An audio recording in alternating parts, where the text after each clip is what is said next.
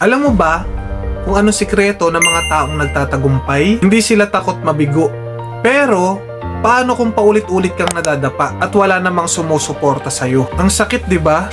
Yung pakiramdam na parang mag-isa ka sa laban, walang sumusuporta, walang naniniwala. Minsan, parang gusto mo na lang sumuko. Alam mo ba, lahat ng mga taong successful dumaan sa failures. Si Elon Musk, si Steve Jobs, at si Michael Jordan. Lahat sila muntik ng sumuko, pero hindi nila hinayaang talunin sila ng pagkabigo. Gusto mong magtagumpay? Gamitin mo ang failure bilang lesson. Bawat pagkakamali, may aral.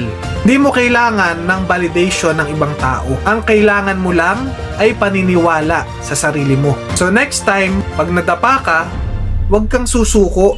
Stand up, learn, and keep moving forward. Kasi ikaw mismo ang pinakamalaking supporter ng sarili mo.